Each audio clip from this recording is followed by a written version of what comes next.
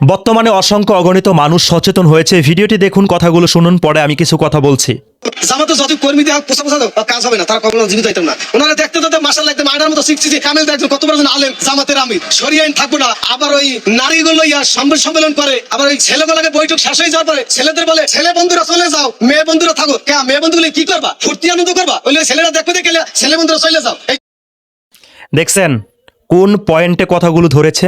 এটা কিন্তু বলেছিল জামাত ইসলামের সিনিয়র আমির সাহেব, যিনি মূল আমির ডক্টর শফিকুর রহমান, এমন কথা কিন্তু বলেছিল।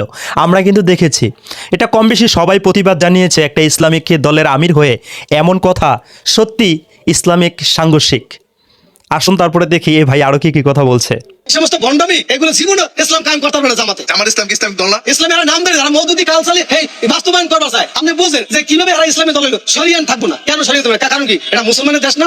কেন শরিয়ান থাকবো না? এই জন্য তো সরমনা শরিয়া আইনের কথা বলে তারা যখন বলেছিল শরিয়া আইন বাস্তবায়ন করবে না, বাংলাদেশে যে আইন চলমান আছে সেই আইন দিয়েই তারা রাষ্ট্র চালাবে, তখন কিন্তু কম বেশি অনেক ওলামাই কেরাম এ বিষয়ে মুখ খুলেছেন, কথা বলেছেন। এমনকি এখানে থাকা এই মানুষটাও এই বিষয়ে কথা বলছেন।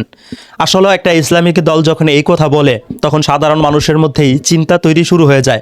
একটা ইসলামিক দল যদি এইভাবে বলে যে কোরআনের আইন চালাবে না, চলমান আইন এই রাখবে, তার মানে কি কোরআনের আইনের মধ্যে কি আমাদের জন্য সুব্যবস্থা নাই? সব সমস্যার মুক্তি কি দেয় না? এটা আসলে সবার ভিতরে একটু, সাধারণ মানুষের ভিতরে একটু সন্দেহ জাগে। আসুন ভিডিওটা আরেকটু সামনে যাই। তবে ইসলামিক দল হিসাবে এই কথাটা বলা একদমই তাদের উচিত হয়নি। এখন পর্যন্ত কথাটাকে ক্লিয়ার করেনি।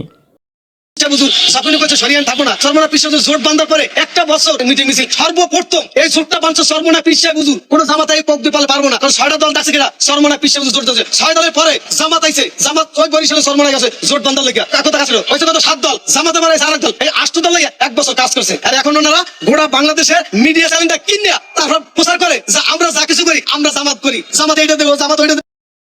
আপনি কথাগুলো শুনছেন, একদম বাস্তব কথা বলেছে। এই যে 11 দলীয় যে নির্বাচনীয় সমঝোতার যে দলটা, এই দলটা কিন্তু ইসলামী আন্দোলন বাংলাদেশ সর্বপ্রথম ডেকেছিল। সবগুলো ইসলামিক দলগুলোকে একত্রিত করেছিল ইসলামের সাথে, ইসলামের একটি বাক্স হবে। কিন্তু জামাতে ইসলামের ভাই ও বন্ধুরা সোশ্যাল মিডিয়ার মধ্যে এত পরিমাণে ভিডিও ক্রিয়েট করেছে, এটা নাকি জামাতে ইসলামের সংগঠন, মানে 11 দলীয় জোটটা নাকি জামাতে ইসলাম ডেকেছে। এই কথাটা কিন্তু সত্যিই খুব দুঃখজনক। যে করলো তার নামটা তারা বলছিল না, তারা শুধুই বলছিল এটা জামাতে ইসলামের। আর জামাতে ইসলামের যে নায়েবে আমির আছে কিংবা আমির সাহেব আছে, এই বিষয়টা কিন্তু তারা ক্লিয়ার করেনি। এটা তারা একদমই ভুল করেছে। এটা কিন্তু সত্যি জুট ভাঙার আরেকটা কারণ। এটা কিন্তু দুঃখজনক ঘটনা। আসুন আরেকটু সামনে যাই। কি হয়ে গেছে? তাহলে বিএনপি কি তাহলে জামাতে দিকে বিএনপি অনেক ভালো আছে। জামাতে যত কর্মী দেওয়া পোষা আপনারা হয়তো কথাগুলো শুনেছেন এই ভাই কি বলেছে। যদি চলমান অবস্থায়, চলমান আইনে যদি রাষ্ট্র চালানো হয়, তাহলে বিএনপি কি দোষ করেছে, আওয়ামী লীগ কি দোষ করেছে? আমরা তো চলমান রাজনীতির কথা বলছি না, আমরা চলমান আইনের কথা বলছি না। আমরা চাচ্ছি আল্লাহর জমিনে আল্লাহর হুকুম যেন বাস্তবায়ন হয়। এই কথা বলেই যেন তারা ভোটগুলোকে কালেকশন করে, এই কথার উপরে ভিত্তি করে যেন তারা ইয়াতে পার্লামেন্টে যে বুঝতে পারে। কিন্তু এখন যদি বলে যে আমরা শরিয়া আইন চালাবো না, তাহলে তো তাদের থেকে আমাদের বিএনপি অনেকে ভালো।